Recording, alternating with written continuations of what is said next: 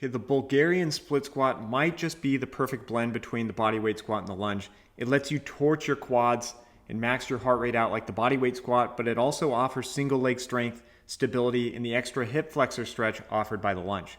And the split squat takes some of the best parts of the squat and the best parts of the lunge and combines them with pretty minimal compromises.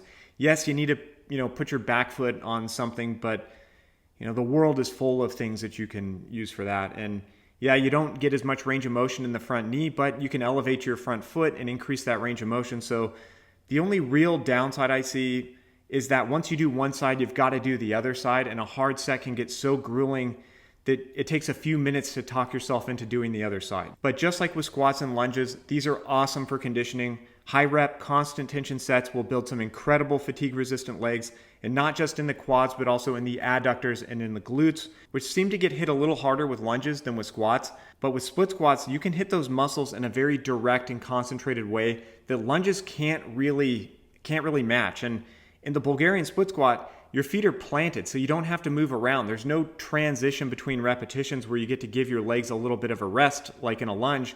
Not that lunges aren't super tough or anything, but it's hard to use them in a way to apply that same constant tension, unrelenting stress on your legs that you can apply with squats. So for the Bulgarian split squat, you can expect high heart rates and burning legs. And for conditioning, a set of 50 constant tension reps is a great benchmark. And when that gets easy, you can increase your reps, throw on a weight vest, or add a few more sets depending on what your goals and preferences are. And of course, the split squat is not only useful as a conditioning exercise, but it's great for those looking to increase general strength. And it's a great exercise to start building up to the pistol squat. Now, for some people, body weight alone is going to be challenging enough for strength development at first. But as you get stronger, you can continue to progress them in intensity by either adding load or increasing the range of motion, or both. And you can increase the range of motion by elevating that front foot.